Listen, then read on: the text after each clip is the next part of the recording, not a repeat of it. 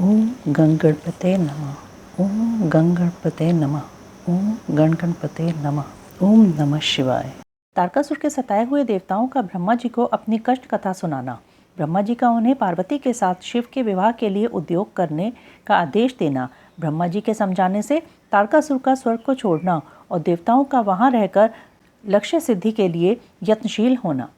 सूत जी कहते हैं, तदंतर नारद जी के पूछने पर पार्वती के विवाह के विस्तृत प्रसंग को उपस्थित करते हुए ब्रह्मा जी ने तारकासुर की उत्पत्ति, उसके उग्र तप, मनोवांछित वर प्राप्ति तथा देवता और असुर सबको जीतकर स्वयं इंद्र पर प्रतिष्ठित हो जाने की कथा सुनाई। तत्पश्चात ब्रह्मा जी ने कहा, तारकासुर तीनों लोगों को अपने वश में करके जब स्वयं इंद्र हो गया, तब उसके समान दूसरा कोई शासक नहीं रह गया। वह जितेंद्रिय असुर त्रिभुवन का एकमात्र स्वामी होकर अद्भुत ढंग से राज्य का संचालन करने लगा। उसने समस्त देवताओं को निकालकर उनकी जगह दैत्यों को स्थापित कर दिया और विद्याधर आदि देव योनियों को स्वयं अपने कर्म में लगाया। मुने, तदंतर तारकासुर के सताए हुए इंद्र आदि संपूर्ण देवता अत्यंत व्याकुल और अनाथ होकर मेरी शरण में आए। उन सब ने मुझ प्रजापति को प्रणाम करके बड़ी भक्ति से मेरा स्तवन किया और अपने दारुण दुख की बातें बताकर कहा, प्रभु आप ही हमारी गति हैं, आप ही हमें कर्तव्य का उपदेश देने वाले हैं और आप ही हमारे धाता एवं उद्धारक हैं। हम सब देवता तारकासुर नामक अग्नि में जलकर अत्यंत व्याकुल हो रहे हैं। जैसे सन्निपात रोग में प्रबल औषधें भी निर्बल हो जाती हैं, उसी प्रकार उस असुर ने हमारे सभी क्रूर उपायों को बलहीन बना दिया है। भगवान विष्णु के सुदर्शन चक्र पर ही हमारी विजय की आशा अवलंबित रहती है, परंतु वह भी उसके कंठ पर कुंठित हो गया। उसके गले में पड़कर वह ऐसा प्रतीत होने लगा था मानो उस असुर को फूल की माला पहनाई गई हो। मुने, देवताओं का यह कथन सुनकर मैंने उन सबसे समयोचित बात कही, देवताओं मेरे ही वरदान से दैत्य तारकासुर इतना बढ़ गया है, अतः मेरे हाथों ही उसका वध होना उचित नहीं। जो जिससे पलकर बड़ा हो उसका उसी के द्वारा वध होना योग्य कार्य नहीं है। विष के वृक्ष को भी यदि स्वयं सींचकर बड़ा किया गया हो तो उसे स्वयं काटना अनुचित माना गया है। तुम लोगों का सारा कार्य करने के योग्य भगवान शंकर हैं, किंतु वे तुम्हारे कहने पर भी स्वयं उस असुर का सामना नहीं कर सकते। तारक दैत्य स्वयं अपने पाप से नष्ट होगा। मैं जैसा उपदेश करता हूँ तुम वैसा कार्य करो। मेरे वर के प्रभाव से न मैं तारकासुर का वध कर सकता हूँ, न भगवान विष्णु कर सकते हैं और न भगवान शंकर ही उसका वध कर सकते हैं। दूसरा कोई वीर पुरुष अथवा सारे देवता मिलकर भी उसे नहीं मार सकते हैं। यह मैं सत्य कहता हूँ। देवताओं, यदि शिवजी के वीर्य से कोई पुत्र उत्पन्न हो तो वही तारक दैत्य का वध कर सकता है, दूसरा नहीं।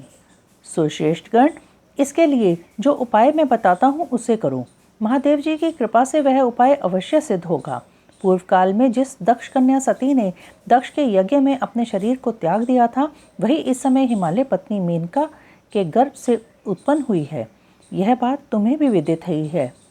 महादेव जी उस कन्या का पाणी ग्रहण अवश्य करेंगे, तथापि देवताओं तुम स्वयं भी इसके लिए प्रयत्न करो।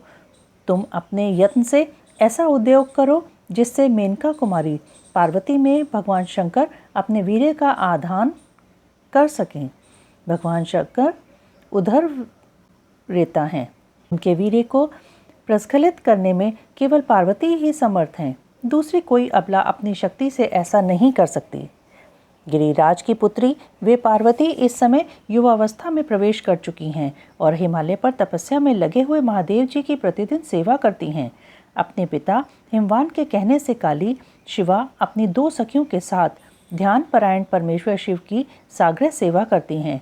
तीनों लोकों में सबसे अधिक सुंदरी पार्वती शिव के सामने रहकर प्रतिदिन उनकी पूजा करती हैं, तथापि वे ध्यानमग्न महेश्वर मन से भी ध्यानहीन स्थिति में नहीं आते, अर्थात ध्यान भंग करके पार्वती की ओर देखने का विचार भी मन में नहीं लाते। देवताओं, चंद्रशेखर शिव जिस प्रकार काली को अपनी भार्या बनाने की इच्छा करें, वैसी चेष्टा तुम लोग शीघ्र ही प्रयत्नपूर्वक करो। मैं उस दैत्य के स्थान पर जाकर तारकासुर को बुरे हट से हटाने की चेष्टा करूंगा। अतः अब तुम लोग अपने स्थान को जाओ। नारद, देवताओं के ऐसा कहकर मैं शीघ्र ही तारकासुर से मिला और बड़े प्रेम से बुलाकर मैंने उससे इस प्रकार कहा, तारक, यह स्वर्ग हमारे तेज का सारतत्व है, परंतु तुम यहाँ के राज्य का पालन कर रहे हो। जिसके लिए तुमने उत्तम तपस्या की थी उससे अधिक चाहने लगे हो। मैंने तुम्हें इससे छोटा ही वर दिया था, स्वर्ग का राज्य कदापि नहीं दिया था। इसलिए तुम स्वर्ग को छोड़कर पृथ्वी पर राज्य करो। असुर श्रेष्ठ देवताओं के योग्य जितने भी कार्य हैं वे सब तुम्हें वहीं सुलभ होंगे। इसमें अन्यथा विचार करने की आवश्यकता नहीं है। ऐसा कहकर वह असुर को समझाने के बाद मैं शिवा और शिव का स्मरण करके वहाँ से अदृश्य हो गया। तारकासुर भी स्वर्ग को छोड़कर पृथ्वी पर आ गया और शोणितपुर में रहकर वह राज्य करने लगा। फिर सब देवता भी मेरी बात सुनकर मुझे प्रणाम करके इंद्र के साथ प्रसन्नता पूर्वक बड़ी सावधानी के साथ इंद्रलोक में चले गए। वहां जाकर परस्पर मिलकर आपस में सलाह करके वे सब देवता इंद्र से प्रेम पूर्वक बोले, भगवान शिव की शिवा में जैसे भी काम मूलक रुचि हो वैसा ब्रह्मा जी का बताया हुआ सारा प्रयत्न आपको करना चाहिए। इस प्रकार देवराज इंद्र से संपूर्ण वृतांत निवेदन करके वे देवता प्रसन्नता पूर्वक सब और अपने अपने स्थान पर चले गए। इंद्र द्वारा काम का स्मरण, उसके साथ उनकी बातचीत तथा उनके कहने से काम का शिव को मोहने के लिए प्रस्थान। ब्रह्मा जी कहते हैं, नारद, देवताओं के चले जाने पर दुरात्मा तारक दैत्य से पीड़ित हुए इंद्र ने कामदेव का स्मरण किया। कामदेव तत्काल वहां आ पहुंचा। तब इंद्र ने मित्रता का धर्म बतलाते हुए काम से कहा, मित्र, कालवशात मुझ पर असाध्य दुख आ पड़ा है, उसे तुम्हारे बिना कोई भी दूर नहीं कर सकता। दाता की परीक्षा दुर्भिक्ष में, शूरवीर की परीक्षा रणभूमि में, मित्र की परीक्षा आपत्ति काल में तथा स्त्रियों के कुल की परीक्षा पति के असमर्थ हो जाने पर होती है। तात संकट पड़ने पर विनय की परीक्षा होती है और परोक्ष में सत्य एवं उत्तम स्नेह की, अन्यथा नहीं। यह मैंने सच्ची बात कही है। मित्रवर, इस समय मुझ पर जो विपत्ति आई है उसका निवारण दूसरे किसी से नहीं हो सकता, अतः आज तुम्हारी परीक्षा हो जाएगी। यह कार्य केवल मेरा ही है और मुझे ही सुख देने वाला है, ऐसी बात नहीं, अपितु यह समस्त देवता आदि का कार्य है, इसमें संशय नहीं है। इंद्र की यह बात सुनकर कामदेव मुस्कुराया और प्रेमपूर्ण गंभीर वाणी में बोला। काम ने कहा, देवराज, आप ऐसी बात क्यों कहते हैं? मैं आपको उत्तर नहीं दे रहा हूँ। लोक में कौन उपकारी मित्र है और कौन बनावटी, यह स्वयं देखने की वस्तु है, कहने की नहीं। जो संकट के समय बहुत बातें करता है वह काम क्या करेगा? तथापि महाराज, प्रभु, मैं कुछ कहता हूँ, उसे सुनिए। मित्र, जो आपके इंद्रपद को छीनने के लिए दारुण तपस्या कर रहा है, आपके उस शत्रु को मैं सर्वथा तपस्या से भ्रष्ट कर दूंगा। जो काम जिससे पूरा हो सके, बुद्धिमान पुरुष उसे उसी काम में लगाए। मेरे योग्य जो कार्य हो वह सब आप मेरे जिम्मे कीजिए। ब्रह्मा जी कहते हैं, कामदेव का यह कथन सुनकर इंद्र बड़े प्रसन्न हुए। वे कामिनियों को सुख देने वाले काम को प्रणाम करके उससे इस प्रकार बोले। इंद्र ने कहा, तात, मनोभव, मैंने अपने मन में जिस कार्य को पूर्ण करने का उद्देश्य रखा है उसे सिद्ध करने में केवल तुम ही समर्थ हो, दूसरे किसी से उस कार्य का होना संभव नहीं है। मित्रवर, मनोभव काम जिसके लिए आज तुम्हारे सहयोग की अपेक्षा हुई है उसे ठीक ठीक बता रहा हूँ, सुनो। तारक नाम से प्रसिद्ध जो महान दैत्य है वह ब्रह्मा जी का अद्भुत वर पाकर अजय हो गया है और सभी को दुख दे रहा है। वह सारे संसार को पीड़ा दे रहा है। उसके द्वारा बारंबार धर्म का नाश हुआ है। उससे सब देवता और समस्त ऋषि दुखी हुए हैं। संपूर्ण देवताओं ने पहले उसके साथ अपनी पूरी शक्ति लगाकर युद्ध किया था, परंतु उसके ऊपर सबके अस्त्र शस्त्र निष्फल हो गए। जल के स्वामी वरुण का पाश टूट गया। श्रीहरि का सुदर्शन चक्र भी वहां सफल नहीं हुआ। श्री विष्णु ने उसके कंठ पर चक्र चलाया किंतु वह वहां कुंठित हो गया। ब्रह्मा जी ने महायोगीश्वर भगवान शंभु के वीर्य से उत्पन्न हुए बालक के हाथ से इस दुरात्मा दैत्य की मृत्यु बताई है। यह कार्य तुम्हें अच्छी तरह और प्रयत्नपूर्वक करना है। मित्रवर, उसके हो जाने से हम देवताओं को बड़ा सुख मिलेगा। भगवान शंभु गिरिराज हिमालय पर उत्तम तपस्या में लगे हैं। वे हमारे भी प्रभु हैं, कामना के वश में नहीं हैं। स्वतंत्र परमेश्वर हैं। मैंने सुना है कि गिरिराज नंदिनी पार्वती पिता की आज्ञा पाकर अपनी 2 सखियों के साथ उनके समीप रहकर उनकी सेवा में रहती हैं।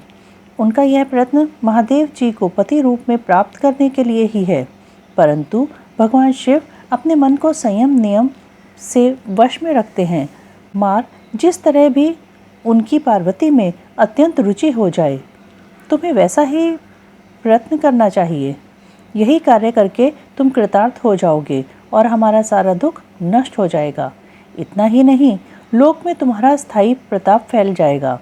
ब्रह्मा जी कहते हैं, नारद, इंद्र के ऐसा कहने पर कामदेव का मुखारविंद प्रसन्नता से खिल उठा। उसने देवराज से प्रेमपूर्वक कहा, मैं इस कार्य को करूँगा, इसमें संशय नहीं है। ऐसा कहकर शिव की माया से मोहित हुए काम ने उस कार्य के लिए स्वीकृति दे दी और शीघ्र ही उसका भार ले लिया। वह अपनी पत्नी रति और वसंत को साथ ले बड़ी प्रसन्नता के साथ उस स्थान पर गया जहाँ साक्षात योगीश्वर शिव उत्तम तपस्या कर रहे थे। रुद्र की नेत्राग्नि से काम का भस्म होना, रति का विलाप, देवताओं की प्रार्थना से शिव का काम को द्वापर में प्रद्युम्न रूप से नूतन शरीर की प्राप्ति के लिए वर देना और रति का शंबर नगर में जाना। ब्रह्मा जी कहते हैं, मुने, काम अपने साथी वसंत आदि को लेकर वहां पहुंचा। उसने भगवान शिव पर अपने बाण चलाए। तब शंकर जी के मन में पार्वती के प्रति आकर्षण होने लगा और उनका धैर्य छूटने लगा। अपने धैर्य का ह्रास होता देख महायोगी महेश्वर अत्यंत विस्मित हो मन ही मन इस प्रकार चिंतन करने लगे। शिव बोले, मैं तो उत्तम तपस्या कर रहा था, उसमें विघ्न कैसे आ गए? किस कुकर्मी ने यहाँ मेरे चित्त में विकार पैदा कर दिया? इस तरह विचार करके सत्पुरुषों के आश्रयदाता महायोगी परमेश्वर शिव शंका युक्त हो संपूर्ण दिशाओं की ओर देखने लगे। इसी समय वाम भाग में बाण खींचे खड़े हुए काम पर की दृष्टि पड़ी। वह मूर्छित मदन अपनी शक्ति के घमंड में आकर पुनः अपना बाण छोड़ना ही चाहता था। नारद, इस अवस्था में काम पर दृष्टि पड़ते ही परमात्मा गिरीश को तत्काल रोष चढ़ आया। मुने, उधर आकाश में बाण सहित धनुष लिए खड़े हुए काम ने भगवान शंकर पर अपना अमोघ अस्त्र छोड़ दिया, जिसका निवारण करना बहुत कठिन था, परंतु परमात्मा शिव पर वह अमोघ अस्त्र भी मोघ हो गया। कुपित हुए परमेश्वर के पास जाते ही शांत हो गया। भगवान शिव पर अपने अस्त्र के व्यर्थ हो जाने पर मनमथ को बड़ा भय हुआ। भगवान मृत्युंजय को सामने देखकर वह कांप उठा और इंद्र आदि समस्त देवताओं का स्मरण करने लगा। मुनिश्रेष्ठ, अपना प्रयास निष्फल हो जाने पर काम भय से व्याकुल हो उठा था। मुनीश्वर, कामदेव के स्मरण करने पर वे इंद्र आदि सब देवता वहां आ पहुंचे और शंभु को प्रणाम करके उनकी स्तुति करने लगे। देवता स्तुति कर ही रहे थे कि कुपित हुए भगवान हर के ललाट के मध्य भाग में स्थित तृतीय नेत्र से बड़ी भारी आग तत्काल प्रकट होकर निकली। उसकी ज्वालाएं ऊपर की ओर उठ रही थीं। वह आग धू-धू करके जलने लगी। उसकी प्रभा प्रलाग्नि के समान जान पड़ती थी। वह आग तुरंत ही आकाश में उछली और पृथ्वी पर गिर पड़ी, फिर अपने चारों ओर चक्कर काटती हुई धराशायिनी हो गई। साधो, भगवान क्षमा कीजिए, यह बात जब तक देवताओं के मुख से निकले तब तक ही उस आग ने कामदेव को जलाकर भस्म कर दिया। उस वीर कामदेव के मारे जाने पर देवताओं को बड़ा दुख हुआ। वे व्याकुल हो हाय हाय यह क्या हुआ ऐसा कहकर जोर जोर से चीत्कार करते हुए रोने बिलखने लगे। उस समय विकृचित हुई पार्वती का सारा शरीर सफ़ेद पड़ गया। काटो तो खून नहीं। वे सखियों को साथ ले अपने भवन को चली गईं। कामदेव के जल जाने पर रति वहां एक क्षण तक अचेत पड़ी रही। पति की मृत्यु के दुख से वह इस तरह पड़ी थी मानो मर गई हो। थोड़ी देर में जब होश हुआ तब अत्यंत व्याकुल हो रति उस समय तरह तरह की बातें कहकर विलाप करने लगी। रति बोली, हाय मैं क्या करूं, कहाँ जाऊं? देवताओं ने यह क्या किया? मेरे उद्दंड स्वामी को बुलाकर नष्ट करा दिया। हाय हाय नाथ, स्मर स्वामी, प्राण प्रिय, हाँ मुझे सुख देने वाले प्रियतम, हाँ प्राणनाथ, यह यहाँ क्या हो गया? ब्रह्मा जी कहते हैं, नारद, इस प्रकार रोती बिलखती और अनेक प्रकार की बातें कहती हुई रति हाथ पैर पटकने और अपने सिर के बालों को नोचने लगी। उस समय उसका विलाप सुनकर वहाँ रहने वाले समस्त वनवासी जीव तथा वृक्ष आदि स्थावर प्राणी भी बहुत दुखी हो गए। इसी बीच में इंद्र आदि संपूर्ण देवता महादेव जी का स्मरण करते हुए रति को आश्वासन दे इस प्रकार बोले। देवताओं ने कहा, तुम काम के शरीर का थोड़ा सा भस्म लेकर उसे यत्नपूर्वक रखो और भय छोड़ो। हम सबके स्वामी महादेव जी कामदेव को पुनः जीवित कर देंगे और तुम फिर अपने प्रियतम को प्राप्त कर लोगी। कोई किसी को न तो सुख देने वाला है और न कोई दुख ही देने वाला है। सब लोग अपनी अपनी करनी का फल भोगते हैं। तुम देवताओं को दोष देकर व्यर्थ ही शोक करती हो। इस प्रकार रति को आश्वासन दे सब देवता भगवान शिव के पास आए और उन्हें भक्ति भाव से प्रसन्न करके यूं बोले। देवताओं ने कहा, भगवान शरणागत वत्सल महेश्वर, आप कृपा करके हमारे इस शुभ वचन को सुनिए। शंकर, आप कामदेव की करतूत पर भली भांति प्रसन्नता पूर्वक विचार कीजिए। महेश्वर, काम ने जो ये कार्य किया है इसमें उसका कोई स्वार्थ नहीं था। दुष्ट तारकासुर से पीड़ित हुए हम सब देवताओं ने मिलकर उससे यह काम कराया है। नाथ शंकर, इसे आप अन्यथा ना समझें। सब कुछ देने वाले देव गिरीश, सती साध्वी रति अकेली अति दुखी होकर विलाप कर रही है। आप उसे सांत्वना प्रदान करें। शंकर, यदि इस क्रोध के द्वारा आपने कामदेव को मार डाला तो हम यही समझेंगे कि आप देवताओं सहित समस्त प्राणियों का अभी संहार कर डालना चाहते हैं। रति का दुख देखकर देवता नष्ट प्राय हो रहे हैं, इसलिए आपको रति का शोक दूर कर देना चाहिए। ब्रह्मा जी कहते हैं, नारद, संपूर्ण देवताओं का यह वचन सुनकर भगवान शिव प्रसन्न हो उनसे इस प्रकार बोले। शिव ने कहा, देवताओं और ऋषियों, तुम सब आदरपूर्वक मेरी बात सुनो। मेरे क्रोध से जो कुछ हो गया है वह तो अन्यथा नहीं हो सकता, तथापि रति का शक्तिशाली पति कामदेव तभी तक अनंग रहेगा जब तक रुक्मिणीपति श्री कृष्ण का धरती पर अवतार नहीं हो जाता। जब श्री कृष्ण द्वारका में रहकर पुत्रों को उत्पन्न करेंगे तब वे रुक्मिणी के गर्भ से काम को भी जन्म देंगे। उस काम का ही नाम उस समय प्रद्युम्न होगा, इसमें संशय नहीं है। उस पुत्र के जन्म लेते ही शंबरासुर उसे हर लेगा। हरण के पश्चात दानव शिरोमणि शंबर उस शिशु को समुद्र में डाल देगा। फिर वह मूढ़ उसे मरा हुआ समझकर अपने नगर को लौट जाएगा। रते, उस समय तक तुम्हें शंबरासुर के नगर में सुखपूर्वक निवास करना चाहिए। वहीं तुम्हें अपने पति प्रद्युम्न की प्राप्ति होगी। वहां तुमसे मिलकर काम युद्ध में शंबरासुर का वध करेगा और सुखी होगा। देवताओं, प्रद्युम्न नामधारी काम अपनी कामिनी रति को तथा शंबरासुर के धन को लेकर उसके साथ पुनः नगर में जाएगा। मेरा यह कथन सर्वथा सत्य होगा।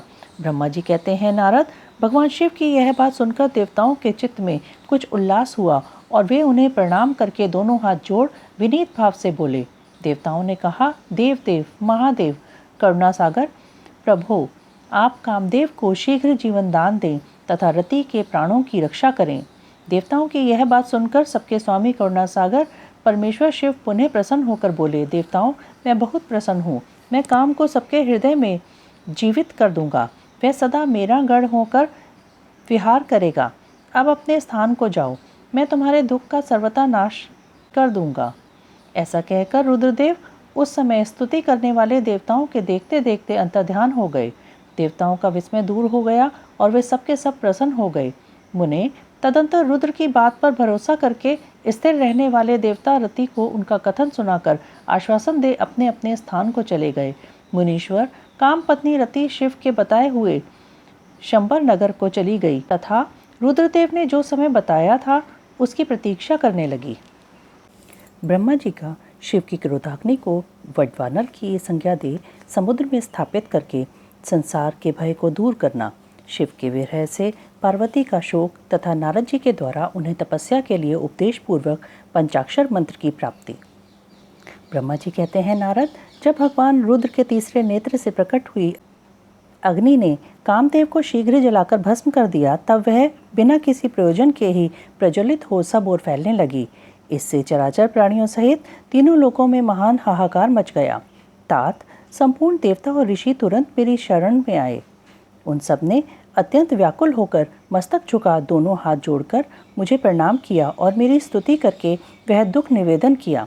वह सुनकर मैं भगवान शिव का स्मरण करके उसके हेतु का भली भांति विचार कर तीनों लोगों की रक्षा के लिए विनीत भाव से वहां पहुंचा। वह अग्नि ज्वालामालाओं से अत्यंत उद्दीप्त हो जगत को जला देने के लिए उद्यत थी, परंतु भगवान शिव की कृपा से प्राप्त हुए उत्तम तेज के द्वारा मैंने उसे तत्काल स्तंभित कर दिया।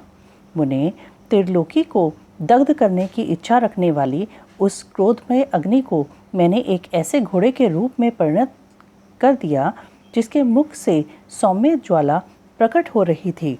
भगवान शिव की इच्छा से उस वाडव शरीर घोड़े वाली अग्नि को लेकर मैं लोकहित के लिए समुद्र तट पर गया। मुने, मुझे आया देख समुद्र एक दिव्य पुरुष का रूप धारण करके हाथ जोड़े मेरे पास आया। मुझ संपूर्ण लोकों के पितामह की भली भांति विधिवत स्तुति वंदना करके सिंधु ने मुझसे प्रसन्नतापूर्वक कहा। सागर बोला, सर्वेश्वर ब्राह्मण, आप यहाँ किस लिए पधारे हैं? मुझे अपना सेवक समझ इस बात को प्रीतिपूर्वक कहिए। सागर की बात सुनकर भगवान शंकर का स्मरण करके लोकहित का ध्यान रखते हुए मैंने उससे प्रसन्नतापूर्वक कहा, तात समुद्र, तुम बड़े बुद्धिमान और संपूर्ण लोगों के हितकारी हो। मैं शिव की इच्छा से प्रेरित हो हार्दिक प्रीतिपूर्वक तुमसे कह रहा हूँ, यह भगवान महेश्वर का क्रोध है जो महान शक्तिशाली अश्व के रूप में यहाँ उपस्थित है। यह कामदेव को दग्ध करके तुरंत ही संपूर्ण जगत को भस्म करने के लिए उद्यत हो गया था। यह देख पीड़ित हुए देवताओं की प्रार्थना से मैं शंकरेच्छावश वहां गया और इस अग्नि को स्तंभित किया। फिर इसने घोड़े का रूप धारण किया और इसे लेकर मैं यहाँ आया। जलाधर, मैं जगत पर दया करके तुम्हें यह आदेश दे रहा हूँ, इस महेश्वर के क्रोध को जो वाडव का रूप धारण करके मुख से ज्वाला प्रकट करता हुआ खड़ा है, तुम प्रलय काल पर्यंत धारण किए रहो। सरितपते, जब मैं यहाँ आकर वास करूँगा तब तुम भगवान शंकर के इस अद्भुत क्रोध को छोड़ देना। तुम्हारा जल ही प्रतिदिन इसका भोजन होगा। तुम यत्नपूर्वक इसे ऊपर ही धारण किए रहना, जिससे यह तुम्हारी अनंत जलराशि के भीतर न चला जाए। ब्रह्मा जी कहते हैं, नारद, मेरे ऐसा कहने पर समुद्र ने रुद्र की क्रोधाग्नि रूप वडवानल को धारण करना स्वीकार कर लिया, जो दूसरे के लिए असंभव था। तदंतर वह वडवाग्नि समुद्र में प्रविष्ट हुई और ज्वालामालाओं से प्रदीप्त हो सागर की जल राशि का दहन करने लगी। मुने, इससे संतुष्ट होकर मैं अपने लोक को चला आया और वह दिव्य रूपधारी समुद्र मुझे प्रणाम करके अदृश्य हो गया। महामुने, रुद्र की उस क्रोधाग्नि के भय से छूटकर संपूर्ण जगत स्वस्थता अनुभव करने लगा और देवता तथा मुनि सुखी हो गए। नारद जी बोले, दयानिधे मदन, दहन के पश्चात गिरिराज नंदिनी पार्वती देवी ने क्या किया? वे अपनी दोनों सखियों के साथ कहाँ गईं? यह सब मुझे बताइए। ब्रह्मा जी ने कहा, भगवान शंकर के नेत्र से उत्पन्न हुई आग ने जब कामदेव को दग्ध किया तब वहाँ महान अद्भुत शब्द प्रकट हुआ, जिससे सारा आकाश गूंज उठा। उस महान शब्द के साथ ही कामदेव को दग्ध हुआ देख भयभीत और व्याकुल हुई पार्वती दोनों सखियों के साथ अपने घर चली गईं। उस शब्द से परिवार सहित हिमवान भी बड़े विस्मय में पड़ गए और वहां गई हुई अपनी पुत्री का स्मरण करके उन्हें बड़ा क्लेश हुआ। इतने में ही पार्वती दूर से आती हुई दिखाई दी। वे शंभू के विरह से रो रही थी। अपनी पुत्री को अत्यंत विह्वल हुई देख शैलराज हिमवान को बड़ा शोक हुआ और वे शीघ्र ही उसके पास जा पहुँचे। वे फिर हाथ से उसकी दोनों आंखें पोंछकर बोले, शिवे, डरो मत, रो मत। ऐसा कहकर अचलेश्वर हिमवान ने अत्यंत विह्वल हुई पार्वती को शीघ्र ही गोद में उठा लिया और उसे सांत्वना देते हुए वे अपने घर ले आए। कामदेव का दाह करके महादेव जी अदृश्य हो गए थे, अतः उनके विरह से पार्वती अत्यंत व्याकुल हो उठी थी। उन्हें कहीं भी सुख या शांति नहीं मिलती थी। पिता के घर जाकर जब वे अपनी माता से मिली, उस समय पार्वती शिवा ने अपना नया जन्म हुआ माना। वे अपने रूप की निंदा करने लगी और बोली, हाय, मैं मारी गई। सखियों के समझाने पर भी वे गिरिराज कुमारी कुछ समझ नहीं पाती थीं। वे सोते जागते, खाते पीते, नहाते धोते, चलते फिरते और सखियों के बीच में खड़े होते समय भी कभी किंचन मात्र भी सुख का अनुभव नहीं करती थीं। मेरे स्वरूप को तथा जन्म कर्म को भी धिक्कार है, ऐसा कहती हुई वे सदा महादेव जी की प्रत्येक चेष्टा का चिंतन करती थीं। इस प्रकार पार्वती भगवान शिव के विरह से मन ही मन अत्यंत क्लेश का अनुभव करती और किंचन मात्र भी सुख नहीं पाती थीं। वे सदा शिव शिव का जाप किया करती थीं। शरीर से पिता के घर में रहकर भी वे चित्त से पिनाक पाणी भगवान शंकर के पास पहुंची रहती थीं। तात शिवा शोक मग्न हो बारंबार मूर्छित हो जाती थी।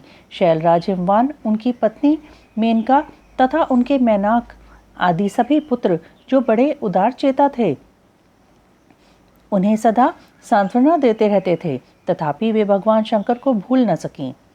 बुद्धिमान देवर्षि, तदंतर एक दिन इंद्र की प्रेरणा से इच्छानुसार घूमते हुए तुम हिमालय पर्वत पर आए। उस समय महात्मा हिमवान ने तुम्हारा स्वागत सत्कार किया और कुशल मंगल पूछा। फिर तुम उनके दिए हुए उत्तम आसन पर बैठे। तदंतर शैलराज ने अपनी कन्या के चरित्र का आरंभ से ही वर्णन किया। किस तरह उसने महादेव जी की सेवा आरंभ की और किस तरह उनके द्वारा कामदेव का दहन हुआ, यह सब कुछ बताया। मुने, यह सब सुनकर तुमने गिरिराज से कहा, शैलेश्वर, भगवान शिव का भजन करो। फिर उनसे विदा लेकर तुम उठे और मन ही मन शिव का स्मरण करके शैलराज को छोड़ शीघ्र ही एकांत में काली के पास आ गए। ने तुम लोकोपकारी ज्ञानी तथा शिव के प्रिय भक्तों, समस्त ज्ञानवानों के शिरोमणि हो, अतः काली के पास आ उसे संबोधित करके उसी के हित में स्थित हो उससे सादर यह सत्य वचन बोले। नारद जी, तुमने कहा, कालिके, तुम मेरी बात सुनो। मैं दयावश सच्ची बात कह रहा हूँ। मेरा वचन तुम्हारे लिए सर्वथा हितकर, निर्दोष तथा उत्तम काम्य वस्तुओं को देने वाला होगा। तुमने यहाँ महादेव जी की सेवा अवश्य की थी, परंतु यह बिना तपस्या के गर्वयुक्त होकर की थी। दीनों पर अनुग्रह करने वाले शिव ने तुम्हारे उसी गर्व को नष्ट किया है। तुम्हारे स्वामी महेश्वर विरक्त और महायोगी हैं।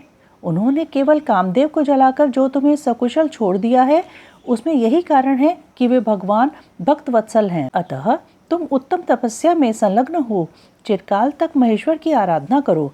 तपस्या से तुम्हारा संस्कार हो जाने पर रुद्रदेव तुम्हें अपनी सहधर्मिणी बनाएंगे और तुम भी कभी उन कल्याणकारी शंभु का परित्याग नहीं करोगी।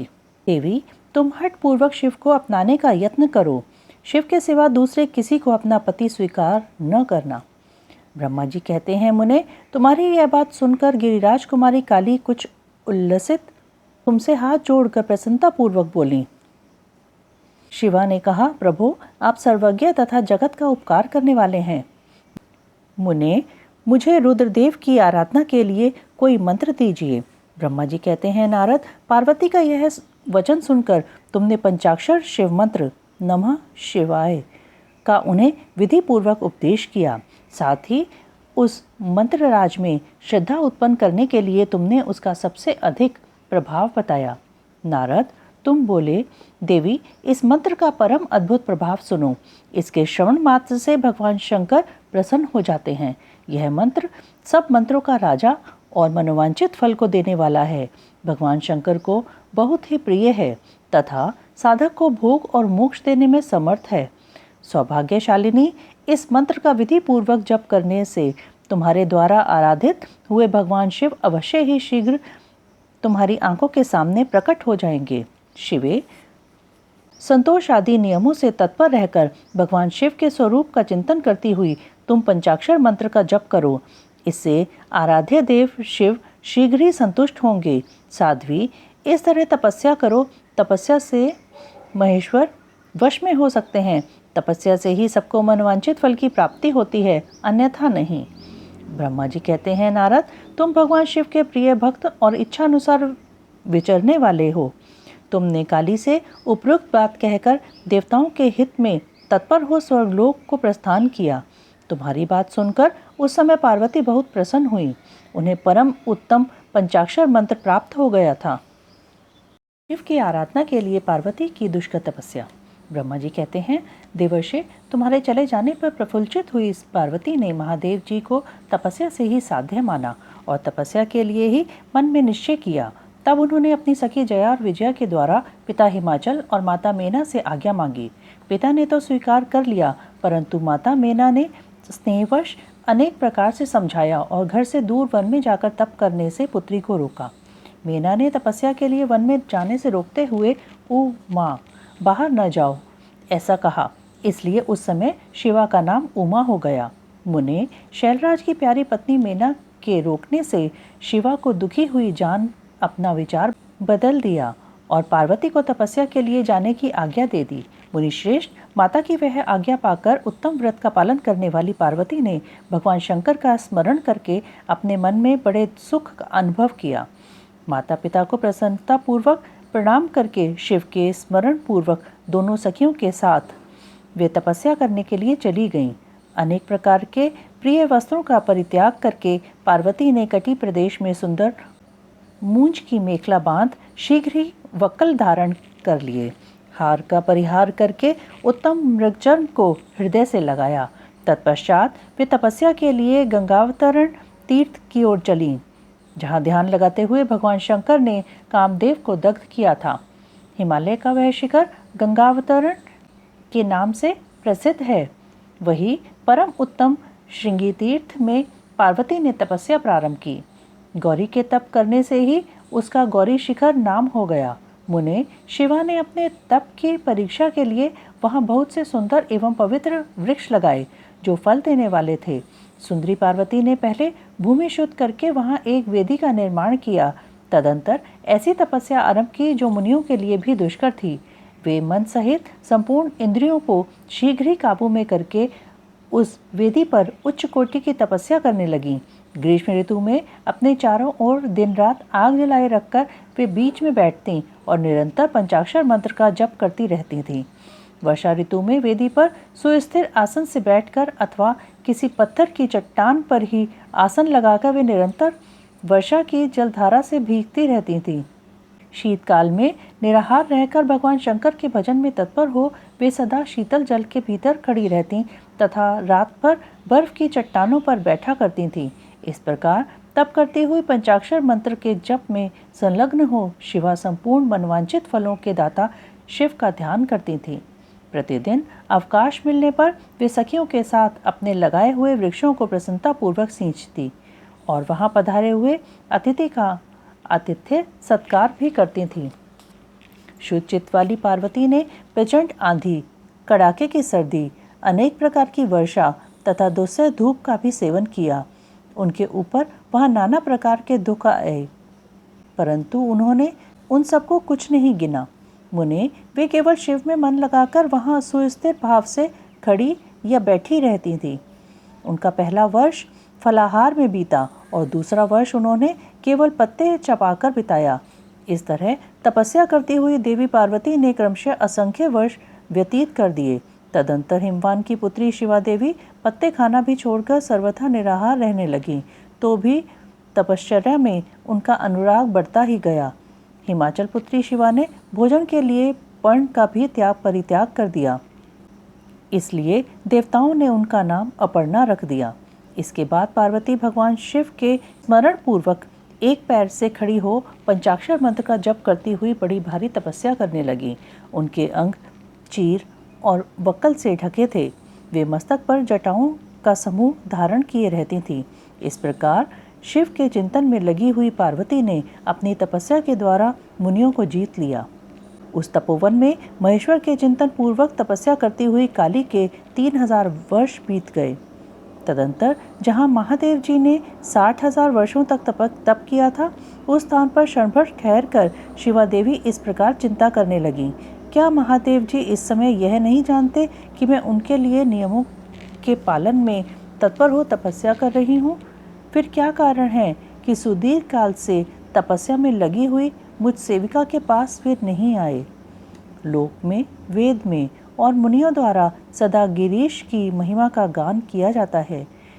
सब यही कहते हैं कि भगवान शंकर सर्वज्ञ, सर्वात्मा, सर्वदर्शी, समस्त ऐश्वर्यों के दाता, दिव्य शक्ति संपन्न, सबके मनोभावों को समझ लेने वाले, भक्तों को उनकी अभीष्ट वस्तु देने वाले और सदा समस्त क्लेशों का निवारण करने वाले हैं।